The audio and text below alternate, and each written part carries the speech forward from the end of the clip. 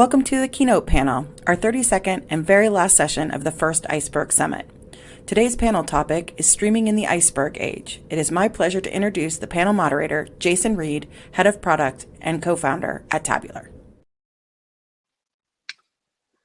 All right, thank you everybody, and welcome to the final session of our first ever Iceberg Summit. If you've made it this far, I hope you enjoyed the last couple of days. There's been a number of fantastic talks, and I hope we can go out on a high note here. I think we shall. So I'm Jason. I'll be your moderator for today's session. I am very, very pleased to be joined by Dane, JB, Sriram, and Steven, and we'll get this kicked off through a quick round of introductions. Dane, starting with you. Hi, I'm Dane Sundstrom. I am a CTO at Starburst, and I'm one of the founders of the Trino project. We use Iceberg extensively in Trino, love it, and at Starburst, we're building streaming products based on Iceberg also. All right, excited to hear more about that. JB. Yeah, hi everyone, JB. I'm board of director of EISF for Vistom and software engineer at Dremio, contributing on several Apache projects, including Iceberg, Arrow, and so on. And Beam as well, I think maybe relevant for this and conversation. Beam, yeah, right? exactly. Yeah, okay, very good. And Mentor, yeah. I know, so many you lose track. That's fantastic. Sriram. Hey all, I'm Sriram Garlapati. I'm from Salesforce Data Cloud, one of the founding engineers of our lakehouse that we built inside Salesforce Data Cloud. It's built on top of Iceberg. I'm looking forward to the chat. And Steven. Hi, I'm Steven. I'm a software engineer from Apple. I work in the data platform in the areas like stream processing, Flink, and Iceberg. I'm a PMC member of Apache Iceberg and one of the co-maintainers of the Flink Iceberg connector. All right, very good. So a panel of experts who all know more about this space than I do. That's a great place to be. I want to start by setting a little bit of context just for our panel and for the audience. Streaming is a nebulous term. It can have many definitions. For the purposes of this conversation, we're going to talk about streaming as it relates to Iceberg tables. Obviously, it's the Iceberg Summit. And so we're talking about both writing to Iceberg tables from streams, as well as potentially reading from Iceberg tables to do, we'll call it, near real-time processing. So anything that involves reading or writing to an Iceberg table that is sort of 5-minute or less latency, near real-time use cases, we'll consider, even if it's micro batching under the hood, we're not going to get pedantic about it. We'll consider that world of use cases streaming for the purposes of this talk.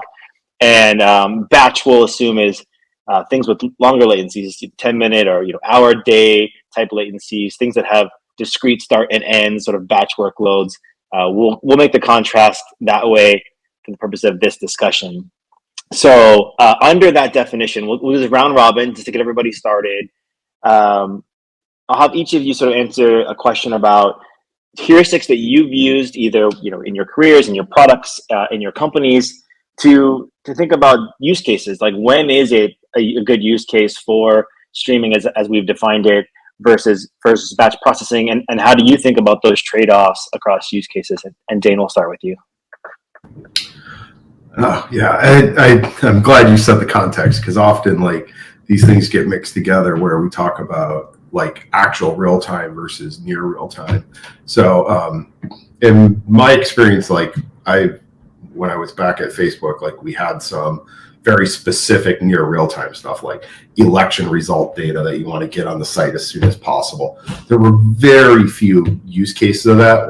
Most of the systems were happy in the they'd be happy to have 5 minutes. They were happy to have 15-minute kind of latencies on getting data loaded in. And then in terms of where to split between streaming and batch, a lot of that came down to how the data is coming in and how you actually want to process it. So it's you often need to, at some size, your data streams are just too big to wait to load. You can't just like buffer them up. You have this crazy buffer problem. So you just need to always be landing them. And then obviously the next question is like, when do I process the next stage down? And it kind of depends on the systems. Until recently, almost all systems did a pretty poor job of doing anything short of like an hour. Like they just were batch oriented, pipelining, kind of very traditional systems we've seen for the past 15 years or so. And now we're starting to move towards like more live transformation of data. And so those I would also include in streaming. It's like streaming is like getting your data in from, I don't know, Kafka, and then doing near real-time transformations. JB, thoughts on streaming versus batch? Yeah, so as you mentioned, Apache Beam, it's a good example where streaming was on the target since the beginning. So Beam actually means batch and streaming. So we wanted really to have the same prime model to address both batch and streaming. Now, in terms of use cases, I think it depends a lot of there's some specific use cases where streaming makes sense. So if I use a concrete example with Apache Beam, I remember that there's a large financial company who did a kind of fraud check using streaming because they wanted to have direct insight about activities on credit cards and stuff like that. So the question is it only on the streaming, on the message and the record of stream, or on the storage? So that's always the same discussion, where we put the cursor, you know? So yeah, I think that streaming makes sense, but as Dane said, it's very, kind of niche use cases, and mostly for transactional data, I would say. So the question that we may have is it really the use case for Iceberg or not? And how can we deal with that? So that's I guess one of the purpose of this discussion today. Yeah, I will dig into that. And certainly in my experience, if you ask the business what they want in terms of their analytic data, it's always going to be faster, earlier, sooner. But when you really push on it, like, are you going to make a different decision? Are you going to do something different as a business if you have this data, on a minute cadence versus a 5 minute versus 10 minute? Typically not. I think that's what a lot of us are trying to articulate here. Shriram, anything to add to that? No, I think you really hit it on the bullseye, right? Most of these conversations, like at Salesforce Data Cloud, we have like a really holistic perspective on this, right? Like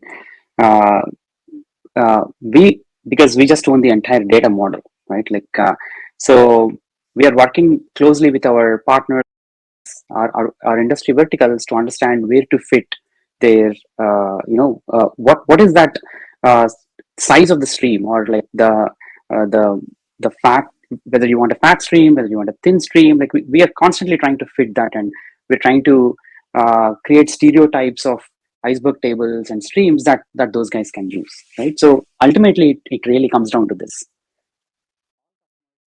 want infinite storage. Like most of them starts with wanting infinite storage, everything in memory, real time, right? But then when we bring reality into the picture, I think it creates a nice alignment. Like, oh, yeah, all right, like SSD costs 10x of HDD, in memory costs 10x of SSD. So what is the price point that we are looking for, and what is the actual outcome? Like, how do you map that, right? Like that, I think conversations like these and trying to understand their scenarios deeply really help us anchor on what our customers exactly want, and thus draw back into how expensive tech do we want to use, right? At the end of the day, if I want to host a Kafka, like a buffer that Dane was talking to earlier, that is expensive than pushing my events in batch into Iceberg, some HDD storage, right? Iceberg is our de facto storage standard at rest in Salesforce Data Cloud. So all the data is already there at rest. Can I unlock some value? Particularly to Jason's point, are there any scenarios that we can solve where send our marketing cloud, for instance, sending an email already takes seconds, if not minutes, right? Like sending an emails to 100,000 of our customers takes minutes. So there is no point in sending that via a real-time in-memory solution, right? So there are a lot of these use cases where we can unlock very high value by using very low cost end-to-end system. I think that is what most of our customers are finding a lot of value in this, and more we are seeing use cases.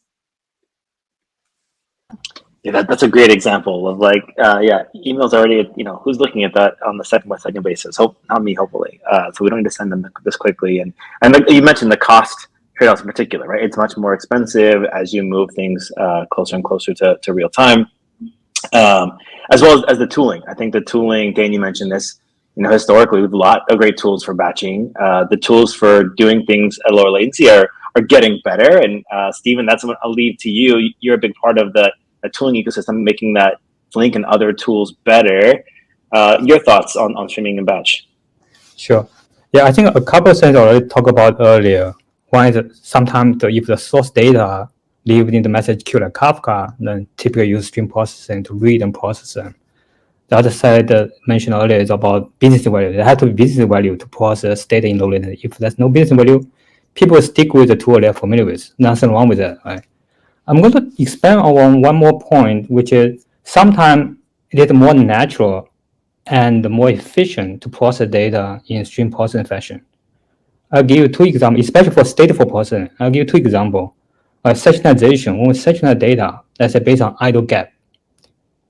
With the idle gap, but with batch processing, we typically define a processing window, maybe 1 hour or 1 day. If the session cross that window boundary, then you get incomplete data. So because that batch processing model is just doesn't model the real world. In the real world, data flowing continuously, but batch processing we put an opportunity boundary and process data. So it's not a natural, precise modeling of the real world. And users have to do some actual complexity, maybe to work around that limitation, maybe root back the window to make sure we capture the session cross the hourly boundary. The second part is that sometimes stream processing can also be more efficient. In a previous example, let's say if we have a sliding window, let's assume the sliding window is 28 days and we slide the window every day, then the same data can be processed 28 times. In batch processing, those intermediate results, they are dropped and recomputed in the next run, but which can be kind of inefficient. You have to kind of do the same computation over and over again. But with stream processing, we only process data once, and all the intermediate results are stored in the state. And they also checkpoint for durability. So sometimes stream processing can be more efficient. Yeah. I think that depends on exactly which system you're using for batch processing. Like, oh, I computed this thing and it throws it away. Yes, a lot of engines do that. Not all engines do it.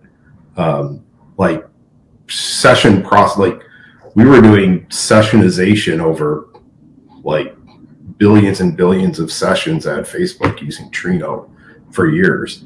You need to deal a little bit with the tails, like as you hit those day boundaries, but you can absolutely do it. And it's often more efficient to process in batch. These are kind of like trade-offs. It's like, if I can line up a bunch of compute and then just grind through data really fast, I can do it faster than the real time of the data coming in, and that can be super efficient. But then like I'm getting my session chunks, hourly or daily, which is like, maybe that's useful for you. Like one of the things I learned is like having real-time like session analytic kind of data wasn't super useful at a company like Facebook, because like you look at it for an hour and it's like, well, you find that your data skews towards people that are always logged in, and they don't represent normal people. You actually have to go out like 7 days to actually start to see normal people come up to the threshold in the data sets, because there's a heavy skew to like people are kind of always on. I think batch systems are great, but like streaming systems, I completely like, they do an amazing job at other ends of the spectrum. I guess my comment is like, a not great system that does streaming or batch is not a great system in general. Yeah, use good tools. That's definitely regardless of your use case. Yeah, we ran into similar challenges at Netflix. I think I wrote some of the original batch systemization pipelines there, and look, people had you're on Netflix, you're watching movies, even if you're just a normal user. Those sessions, crossed over the hour boundaries on a regular basis. So dealing with that in a batch world was extremely difficult. We eventually did move it to a stream processing system, and the challenge we ran into there was skew. Stream processing systems. One of the challenges, and then you're sort of getting at this, is like you have to kind of have enough resources to match your maximum throughput. And if so then you end up in the troughs, and you have a lot of compute sitting around being wasted, which you maybe don't have in a batch scenario. So all these trade-offs to consider. Use case by use case for sure. All right, moving on a little bit, sort of thinking through. As we are processing this data and getting Iceberg into the conversation a little bit more deeply here, we're taking data from a stream, let's say, and we're writing into Iceberg tables, and typically we're doing that on, a minute, 5 minute level boundaries. And so we're doing these in sort of these batch workloads. And on the streaming side, on the ingest side, we're trying to sort of maximize throughput, right? We want to take the back pressure off the stream and get all that data written down into an analytical format. Maybe we're trying to put into a columnar store. So we're going from rows to columns as part of that translation. And on the other side of that, we're trying to write queries, which, have a very different style of layout that would be best for, analytical queries where we're doing aggregations across columns. So I know all of you probably have some experience here. We'll go round robin again, because I think it's a topic everybody can chime in on. How do you think about the trade-off between throughput on the write side and performance on the query read side, Ding? This is actually even a problem on the batch side. Often you can make your write performance really good, but then your read performance suck. So you span your job out on a ton of machines, you get a ton of cores, but then you get tons of little files, and a bunch of the systems, they have latency on a file basis. So you end up okay, well then I have to go back and compact my files together. You end up with the same problem in streaming, but it's even worse because you don't really have a choice. If you want to have 1 minute visible resolution and you're using S3 as your backing store, you got to publish the files, and you don't get to append to them. So if you have depending on how you lay your systems out, you can end up with things where it's okay, I have reasonable size files because I have enough data. If you have small data, then you're probably going to end up running a compaction job that's going to write it again. Then again, you got small data, so it's not that expensive. So there's all these tricks of how do I optimize for the writer and the reader? And it's in streaming, the choice space becomes really, really narrow. It's a pretty tricky problem. And then you have the problems of I want to commit. Am I committing to Glue? Glue is not a system where I can commit my snapshots into my Kafka streams at the same time. So often you need something very custom, or you can get duplicate data. It's a very challenging problem to work through these. And some systems are better than the others. Some of them are tools that you stitch together. So it's a tricky problem space. I don't know. Yeah, and I think in Iceberg land in particular, where you've often got two different systems, a different system writing that's reading. If you have a closed system, maybe there are more tricks you can play, and Iceberg is often trying to play the role of the intermediary here as this sort of table standard. So that makes it even more complicated potentially. And we'll get into the conversations about exactly one semantics and dealing with those challenges as well. But JB, anything to add just in terms of the write and read performance trade-offs?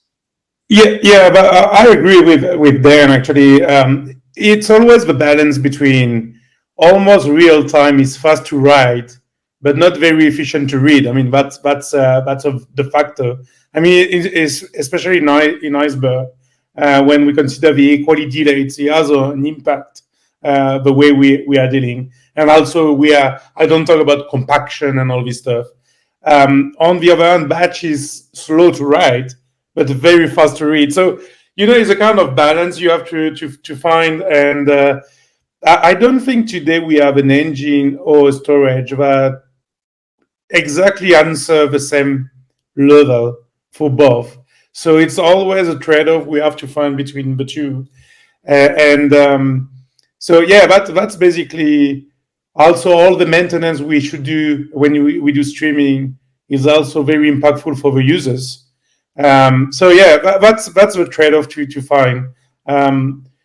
The question that I have I ask to myself is, do maybe the users want to do OTLP with all app system today, and so that's not designed for.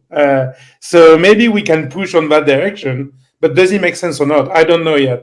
I don't have the answer, but that's my gut feeling. People want to do real time as they did in the database before. So it needs some kind of features to do that. Yeah, we're still searching for that Nirvana system that like can do it all. I think there's probably some sort of theorem that says it's impossible, but we'll try. That's our job as engineers. Sriram, anything to add here? And JB also introduced like the concept of when you're also dealing with mutating data. I don't know if that's something that you can speak to, or maybe Stephen can speak to. Like, oh, we're going to deal with mutating data as well, and potentially, the merge on read style trade-offs. There's a bunch of trade-offs there as well. No, I think fantastic. I'm so honored to be part of the crew. You guys are actually talking all the problems that we are hitting, right? So, and again, at Salesforce Data Cloud, what we do is we really anchor it to the object model, like the need, right? Like for instance, mouse click events is just like we've got the standard object model where we have already categorized each of them into canonical models, where the model itself speaks a lot for its use case. So for instance, mouse clicks, they're always going to be append only, right? Like there is no edit on a mouse click. So that gets into our append only tables, and we know that nobody is going to issue an analytical query live on a mouse clicks table. People want aggregates. So we never run any of our Trino workloads on that table. We try to push, recruit a streaming reader, compute the aggregates and materialize the aggregates, right? Like I think I'm like very, very tightly resonating with what Dane said earlier, where you got to be any data system. What is that one database in the world that solved all the problems, right? None. So we got to understand what Iceberg is, its strength, put it to the right use. Like I think that is what even JB was telling, right? Like so that is where we are able to unlock a lot of use cases.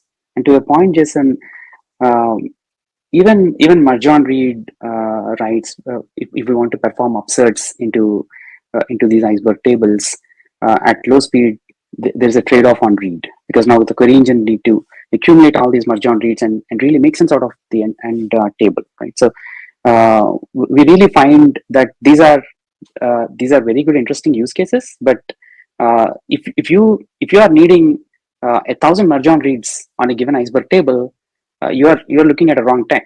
You're probably looking at you needed a database, like JB said, right? Like that's definitely spot on. Yeah, so I think it's really the use case, and we really anchor on the fact that if Iceberg is already our de facto standard for storage at rest, how can we unlock value out of it? And I think like that is where we started from, and top down we try to match. Bottoms up, this is what we have on the ground. Top down, these are the needs that we are seeing from customers. What can we tightly match and deliver value? Like I think that is the approach that really worked for us. Yeah, that's great. And I'm excited to see where the Iceberg project community goes on these fronts, and how far we can push these boundaries. I think it's going to be fun over the next many years, as Ryan alluded to start off the summit. So that'll be interesting. Stephen, anything to add? Oh, I have lots to add here. You've dealt with this problem probably more than anybody. Yeah, I think I echo some of the things said earlier. Like in the past, right, for the streaming engine to Iceberg, people tend to keep the stream pipeline simple, fast, stable. So let's get data into the data lake first, so we don't lose any data. Let's wonder about the read performance later.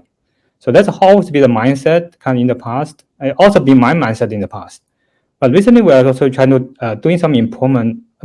I'm more familiar with Flink Iceberg connector, so I'm talking about from that side. So in the Flink Iceberg connector, in the past, it wasn't able to shuffle or cluster data before writing to Parquet files.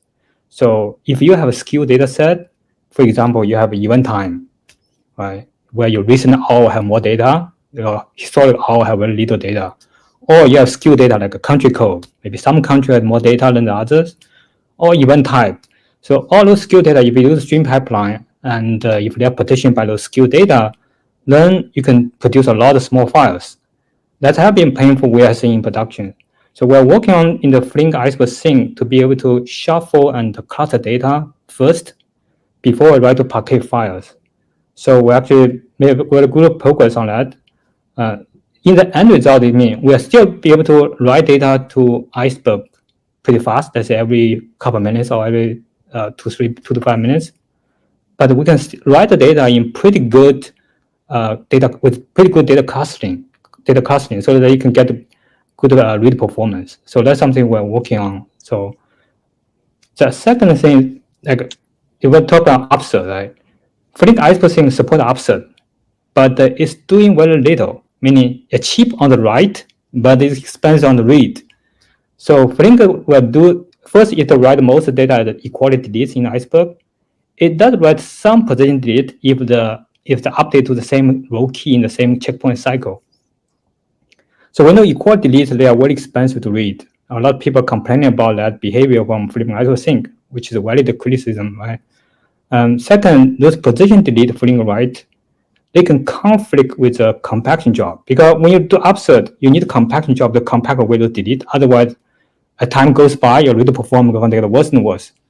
But the problem is that when those compaction job finish their compaction to get rid of deletes, try to commit, because the Flink streaming writer, they commit every, let's say, 2 minutes. So very often the compaction job they commit, they get a conflict, and you have to redo the computation. We'll hear from some community members, sometimes that compaction job they can never succeed unless they shut down the Flink job. So stop writing so I don't conflict. Let's have probably the biggest risk of the Flink support for upsert. So fortunately, I think a few weeks back, one of my colleagues, Peter Wary, he contributed a change in the Flink Iceberg sync, which can write the position delete with per data file scope. That was used by Anton from Apple. He also contributed that and implemented for the Spark. So right now, we'll also port that behavior to Flink. That can at least make sure when Flink writes position delete, it won't conflict with the compaction job commit. That actually solves the biggest risk I see in the Flink support for upsert. Again, it comes from philosophy. We make it easy to write, but we're paying all the penalty on the read. So we're trying to kind of shift that, spend more resource or more effort on the right side to make the read side easier. So that's the direction we're also going. Hopefully it can make that story better. I love the thought that Steve actually threw there, right? Like we actually see the same things in Spark as well. For instance, the mouse clicks table that I talked about earlier, right? Like it's a random example. I'm not really quoting our production data. I'm quoting like something that can land to everyone, right? So we're trying to append to a given table, and it took a while for us to really standardize or stabilize that code path, where if our compaction job is touching the same manifests or data files that the current appends are doing, then the compaction fails. So it took a while for us to understand these kind of patterns and segregate them as per workloads. For instance, for this specific workload, what we did was, all right, this is always going to, it's an append data, it's always going to append to the table. And that table, it so also happened to be partitioned by date time. So don't touch the latest partition or don't touch the latest hours files and only compact the ones before, right? So like that, like by intricately understanding the data model and mapping them to the problems that we encountered at Iceberg, we are able to really create a really cool marriage between the data model and the patterns that we can solve with Iceberg. And of course, like community have solved a lot of problems there too. Originally, when I think it's still a problem in Spark, where if you're trying to commit and there could be one of the manifests could have kicked in metadata level compaction, and that would actually create failures. So there are some rough edges that we still need to polish, but I think we are there, like pretty usable state. Yeah, I think that it's a fair comment from the engine, but it's also a problem that happens for all the ingestion layer. For instance, the Tabular Kafka sync is using the commit coordinator to deal with this issue using a specific topic to synchronize the commit and avoid to have commit conflicts, basically. So this is very specific to Kafka because it leverages a Kafka topic. But that's something maybe we can imagine as an improvement to be delegated to the catalog, for instance, because it could be leveraged by all the ingestion layers. For instance, I'm working on a Camel Iceberg component. So this component will be able to use the same commit coordinator mechanism. So my point is not only the engine, it could be also the other layers that do streaming with Iceberg. Yeah, I agree. Like this, the problem of trying to get a clean commit that synchronizes between Kafka and the manifest file you produced. Like we have a custom system to do it. Like otherwise, like you'd have to coordinate by like, oh, we're not going to touch these partitions or some other thing, and you get this like we're going to get into this like exactly once kind of semantics without having a single place that you're committing both your snapshot and your manifest. Just doesn't work. And like it's either custom, we could stick it in the manifest, we could like the problem is like the whole concept you're talking about, JB, like that works great if you're using like some piece of software that's smart, like a REST catalog or one of those other things. If you're using Glue, though, it's like you don't even have compare and swap. It's kind of like best effort. Like it'd be great if Glue had compare and swap for like the manifest, like one property. Like just give me one property. Like we could fix so many problems with that. Sorry, the other point I wanted to make was that back when Steven was talking, is like part of the problem is getting the ingestion system right, the better data. But part of the problem is like a lot of engines really suck at processing equality delete for no reason. Engines do joins all day long. There's no reason for the basically list of delete files, which is a not in exist join kind of clause, to be slow. It's being executed in the wrong layer. We had a similar problem in Trino. We were patching it, like the upsolver guys started coming forward. I think we can do a lot more to make it a lot faster. That said, we still want to compact out equality deletes as fast as possible. They're just annoying to deal with at runtime.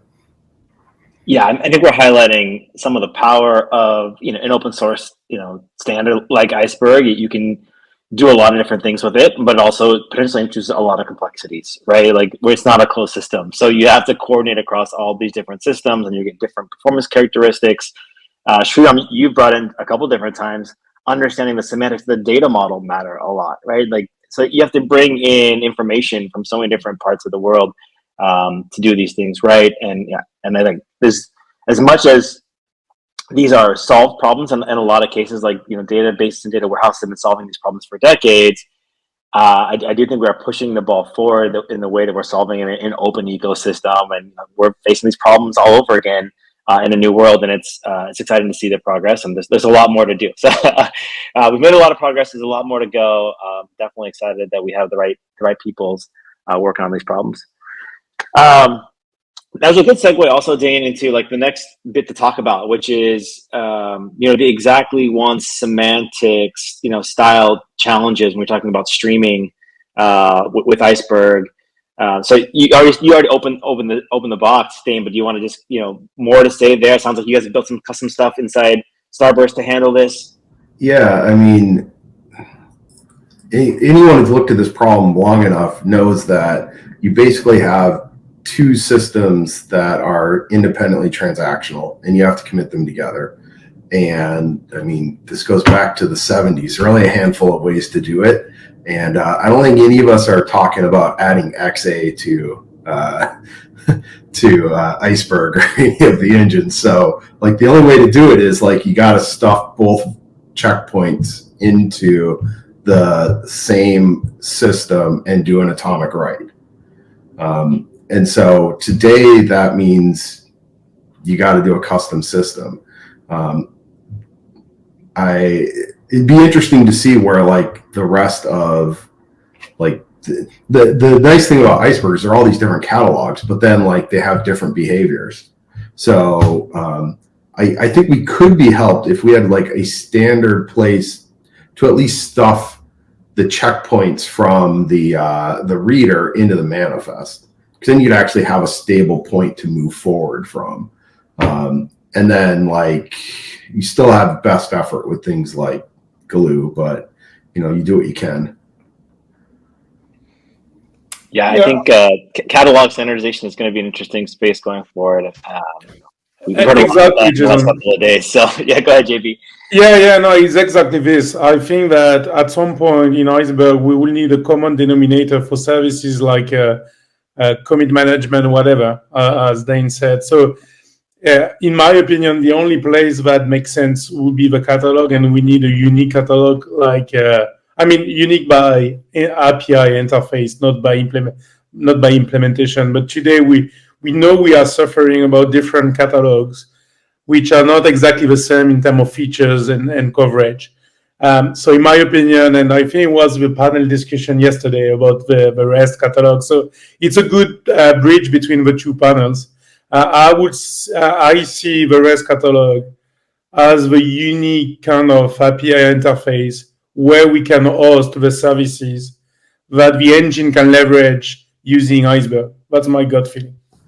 I mean, the problem there is like, the problem with the REST catalog is it's awesome if you're in a world where everything's Iceberg, but like unless someone decides we're going to support like Hive CSV tables out of the Iceberg catalog, like it's going to be like, was it take us like 5 or 10 years to move anything forward at that scale? So that's true, but it could be a kind of collaborative catalogs. You know, we can have one REST catalog dealing with some part of the metadata and another one dealing really with the tables and views, for instance, and using the REST catalog as a bridge between the actual implementation of another catalog. So, but that I agree. I mean, it's not, we can do a big bang in terms of catalog for sure, but having some kind of bridges and being able to have multiple catalogs used all together, each specifically handling one of the feature we need for some use cases, in my opinion, is probably the best option. Yeah, that was yesterday's panel. So we'll try and bring it back to streaming, and there's obviously lots to talk about there, and they are obviously overlapping. But Sri, I'm going back to the exactly one semantics and challenges there. How are y'all tackling that at Salesforce? No, definitely. Exactly one semantics are definitely currently that needs external coordination. We are very Spark heavy, so coordinating between Spark checkpoint to Iceberg table latest snapshot, there is just no story there, right? Like, so there is a external coordination that's needed for this. I respect the thoughts, but I'm unsure if catalog is the right layering for this. It just feels like there need to be a storage that all these major ecosystems, like major distributed stream processing ecosystems like Spark, Beam, Flink, will need to standardize on, and that checkpoint storage system and the storage backing the catalog, or like it looks like those two need to be the same, right? Like that looks like the ultimate thing. Because like as long as you are updating two systems in a different transaction, you're guaranteed to have you're guaranteed to mix the exactly one semantic, right? So that's where I don't know if it is catalog. It just feels like it needs more thought. But currently, the best story out there is external coordination.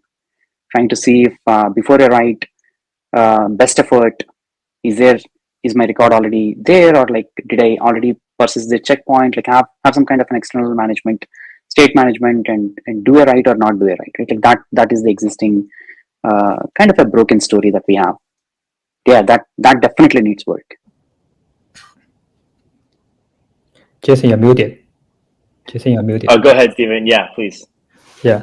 I think the exact one is a little bit simpler with the Flink, because one of the strengths of Flink is the checkpoint semantic. It implements a Chandy-Lamport algorithm for distributed checkpointing. It's an asynchronous checkpoint process, but in the end, it produces a globally consistent checkpoint. what means that you can provide the exact one's processing semantic in the Flink in regarding to the Flink state. But if the sink also support transaction, which Iceberg does, when you commit to Iceberg, it's all or nothing. It's a transactional commit. If the sink also support transaction, then with the Flink engine, you can achieve end-to-end exact one. So that actually, most of the effort is already done by the Flink checkpoint semantic. So we don't have to do too much to achieve the exact one's right semantic to the Iceberg in Flink.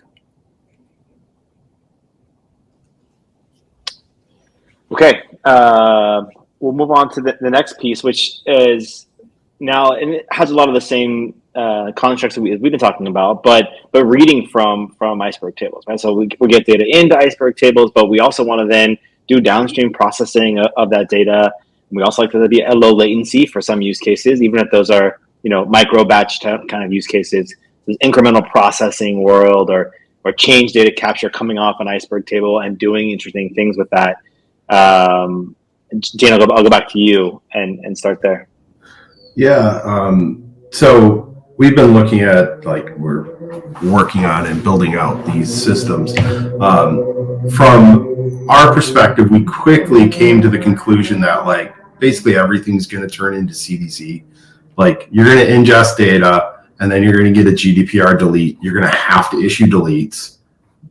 Now you're like, oh, I had an append only table and now it's broken. We just decided everything needs to support it. Deletes need to propagate down. And we're when it comes to this whole system, one of the big problems with this whole streaming and transformation is it's very complicated. The stuff we're talking about, I don't even follow the stuff that Steven was talking about. And I've worked in this space. It's a really complicated thing. So for the end users, what I'm most thinking about is how do they interact with the system? And so we're taking the approach of hey, we're going to reuse our existing language, the same semantics. So we're using a heavily modified version of our stuff to do incremental stream style processing. But our users see this as they're just doing a table transformation. And then all that compaction, all that writing stuff, I can't put that on an end user to figure out how to create the right size files. We have people who are they don't even know that they're using S3 under the covers. They're oh, I just have storage. So it's I want to bring these really powerful, awesome things that we're all building here to everyday folks. And so how are we going to do that? So that's where we get into this thing of well, let's not put restrictions on. Let's do incremental processing with change data log into this thing, because we're just going to get those sorts of feeds. And we're still targeting near real time. How do we pull that off and get the user experience? That's always the trade-off is I'm really focused on the user experience. So we're doing these incremental processing that's sort of streaming, but it ends up becoming micro batch because near real time micro batch, because we landed Parquet files. They're individual chunks. We can call that streaming, and I think we should for this discussion. But at the end of the day, it's I got a new file. I need to add it to the downstream table. So. Yeah, the smallest unit of work is talking about at least a row group inside a Parquet file. So a chunk of rows, right? We're not dealing with individual messages at that point. Once we've gotten into Iceberg and Parquet land, which there are good reasons for that, like you said. But also, it meets the use case, the vast majority of use cases, and can we make it simple enough so the users don't have to care anymore? That, I think, it's a goal all of us have, and it's a tough one. JB? Yeah, back to your question about, because you asked about reading from Iceberg and dealing especially with CDC. I strongly believe that Iceberg is a good choice for CDC, especially for one feature. Is basically thanks to the merge and read, because thanks to the merge and read, you have some kind of incremental changes on the data. So you don't have to copy the whole data as we did before on some system. I don't say that it's perfect, but it's a good start and a good choice for CDC, in my opinion. And we can build pretty strong and interesting system thanks to that. So I'm thinking about, so basically we have a two direction. We have Debezium that do CDC to Iceberg, but thanks to merge and read, we can do CDC to something else. So we have a kind of loop in the CDC, so in the change data capture. And I think that is a very interesting feature. And maybe it's not so popular in Iceberg. And we should maybe emphasize about this part, because in my opinion, it's very kind of unique in big data and the way you can manage the data capture on a large data set. I think there's lots of interest in the community. I think lots more work to do in the Iceberg space. Sriram, you want to chime in there? No, yeah, definitely. So we did the elaborate exploration of merge on read 1 year ago, and we felt like that was not ready yet. But like what is already available in the community, positional deletes felt like very mature. We hit some bugs here and there, and we really looked very deeply at our scenarios that we are focusing on, and copy on write actually worked wonders. So what we did, and we did not realize the motion that community really took towards merge on reads and enablement of CDC, and we actually ended up implementing our own CDC layer for copy on write.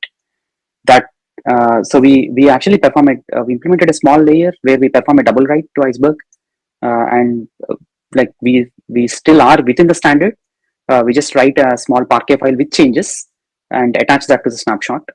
So we got away with writing changes with copy on write. So we did not have to, like in our story, if I were to categorize our scenarios, right, like we have streaming workloads where there is appends computing aggregates, or appends are like slightly fewer updates computing some aggregates. Incremental workloads trying to do downstream processing and change the downstream tables as per the changes, right? Materialized views, like simple materialized views to give a kind of a picture. And then we have the real query patterns where query engines will actually now load all these files, cache parts of them, serve them, right? Like so that's where we ended up forking out really two paths for all of our streaming workloads. They either go to the append files if it's just append only stream, or they actually end up going to the CDC that we materialize in the same commit. And in our query engines will never have to skip a beat. They have their large copy on write files that they are feeding off of, and that's what they're answering from. If you folks think that see a pattern there and you guys want to adopt, we are just busy with our own stuff, but we would love to bring that to the community and extend the standard to also include copy on write files, CDC standard where copy on write files can also benefit from. Doesn't that already work today? Because I think that's actually one of the powerful things about Iceberg is that it's got this CDC. I think it's very well designed and is really powerful. I think some of the code in the library is a little weak, but the core spec design can do it. I just think we got bugs to fix and stuff like that. The one thing I like about it is hey, if I wanted to do copy on write, I could do that. I'm just going to start replacing files in my snapshot, and that also works. So it's you can do what you want with this sort of thing, and you can do I do a CDC and then I immediately have a background compaction kickoff. So it's a really flexible thing that allows you to match your problem to your implementation. I mean, not using standard libraries, obviously you're gonna have to build a bunch of stuff yourself. But it's really powerful on the spec side. Agreed there. And it sounds like, Sriram, you guys were operating within the spec, but maybe if I'm hearing you correctly, it's sort of you are on every commit, or at least in the tables where it matters, sort of creating two views of the table. One that's a copy on write view for all your read-only queries to power from. And then it sounds like sort of a changelog view of the table that your incremental processing engines are reading from, as opposed to having to reconstruct the change stream exactly. From a copy on write world. Am I hearing you correctly in that sense? Exactly. Yes. Okay. Yeah, very cool. And that's what I want to do. It sounds like great community conversations are going to follow from this if they haven't already kicked off. Steven, I know you have a lot to share here as well. You want to share your inputs? Sure. Yeah, I think when we talk about reading from Iceberg in a streaming fashion, yeah, I agree. It inherently is a micro batch model because when the data commit to Iceberg, it's a batch commit. You don't commit a one record to the Iceberg. You also commit a collection of files. So when you discover them, obviously you also discover a batch of files. So yeah, I think in Flink we have been able to support the streaming read from Iceberg very well, and we've been running that well successfully in Apple in production for very large scale. But the problem is that we cannot to read those delete and update. It can be challenging. I think Dan earlier brought up a challenge of why the equality delete read is so expensive. Can we do something about it? Yeah, I think that's the challenge we need to figure out. How can we improve on that? But today it is challenging to read deletes, especially equality deletes. Yeah, so I think that's the story we need to improve. The CDC read out of Iceberg. Spark did something on the CDC read, but they're probably most dealing with the position deletes, if I'm not mistaken. Yeah. It's really the reader's problem. Like Iceberg doesn't really do the read. Well, I guess you can, but it's like at the end of the day, you have a Parquet file that has your real rows in it, and then you have another Parquet file that has your delete rows in it. And it's like, how good is the engine at building a hash table out of that and doing a hash join on read? And some are going to be better than others. Like it's a thing we've done some good work on, but I think we can do even more. Obviously, if you can get rid of that, if you can get rid of equality deletes and turn them into position, you're winning, because position deletes are trivial, like throwing bitmaps for the win. Localizing to, I think I heard somebody say like localizing them at least to a partition, just to again both for reads and then deconflicting commit. Anything we can do that, and lots more work I think in the project and in the community to make all this stuff better going forward. We only have actually not that much time left, and I quickly want to do one last question here, which is. We've been talking about the interesting stuff and the non-sexy stuff, but probably the most important part of dealing with everything we've been talking about is operationalizing this stuff, right? Like one of the big challenges with streaming systems in general versus batch is they're always on. So just the operations of a streaming system are more complicated than batch, and it's hard at scale, and all of you have done it. So I'd love to just go one more time around the horn and get your experiences from things you've learned about operationalizing these systems. Yeah, I mean, for us, we started by looking at like some of the existing tools like a few years back, and you either end up with like Frankenstein projects and like you have how do we deal with the commit problem, etc. And we started looking at, we're like, if we want to be really good at this, like, I mean, again, our goal is like we want people to be able to use this and be complete non-experts. Like point at my stream, my table lands. Here's my transformation query. It just works, right? That's literally our goal. Today, I don't think that can be done without going very custom. And that's custom all the way down. Like, how are you going to manage the scale out in your Kubernetes clusters? How are you going to manage commits? How are you going to, what language are you going to use to talk about your transformations in? Like, for us, the choice is easy. Like, we have a language. We do not want to have people have to learn another language, but like that's a big problem if you're like not a query engine already. Of course, adapting a query engine for a data lake to stream processing is also not easy for most. I mean, I did write good parts of it, so I know how to do it. But like these are big challenging problems, and then you have like I got to run this thing all the time, like. We learned this at Facebook, like you're an hour lagged. Like I'm sure Steven has this. You're an hour lagged and like, you're going to have VPs calling you. Whew. Oh yeah.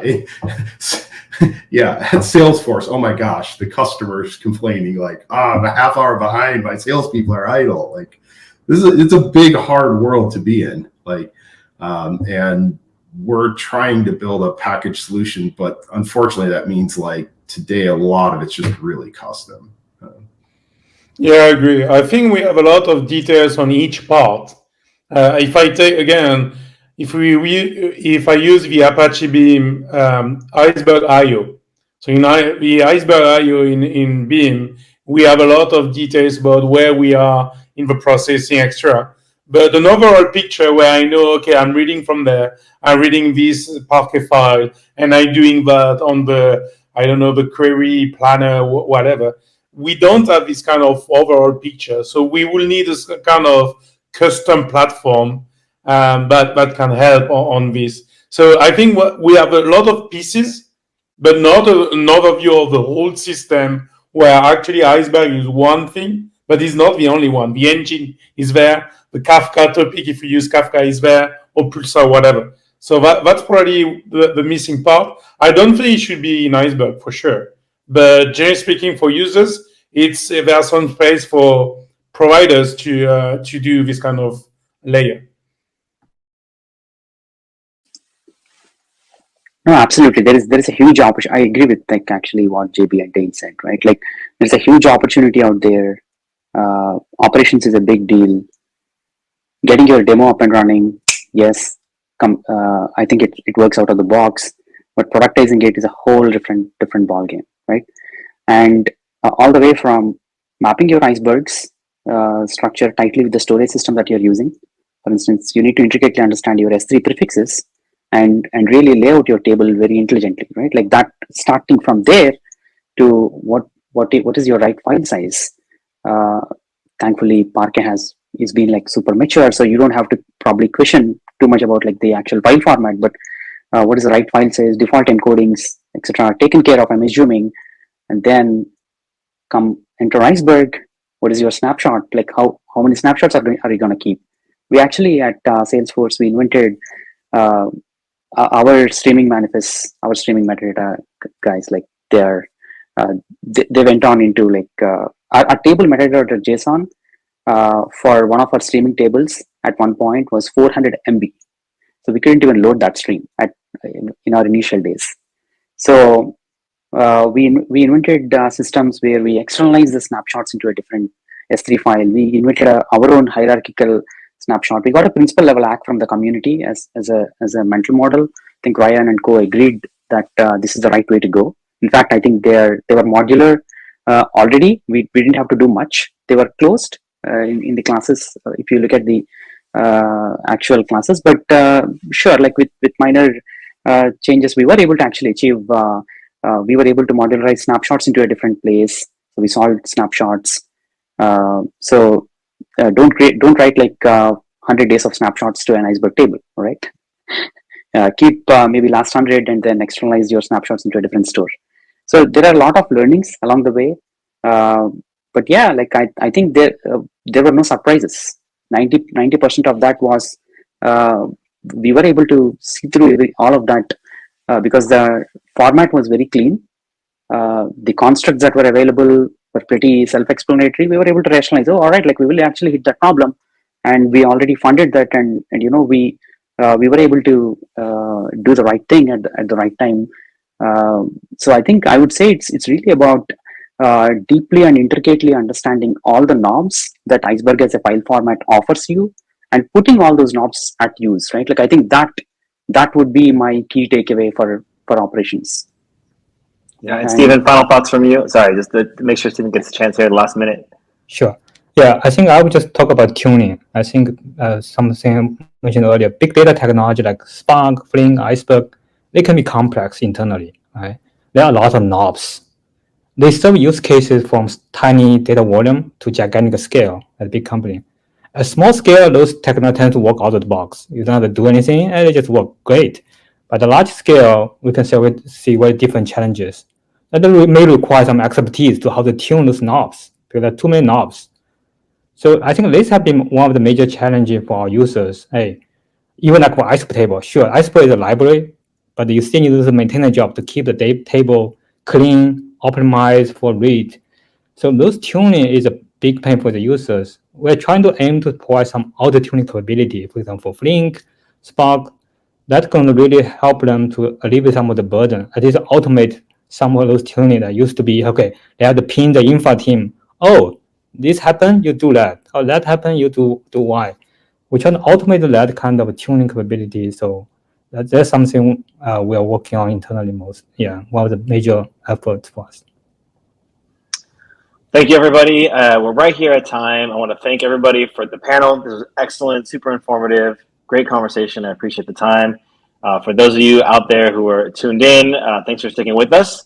You made it to the end of the first ever Iceberg Summit. Congratulations.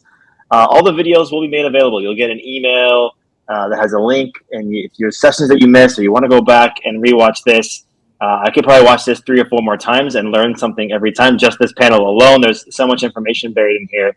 So thanks again to the panel. Thank you to our sponsors for making all this possible. Hopefully we get to do this again in the future. Everybody have a great rest of your week. Cheers. Thank you. Cheers. Bye. Thank you.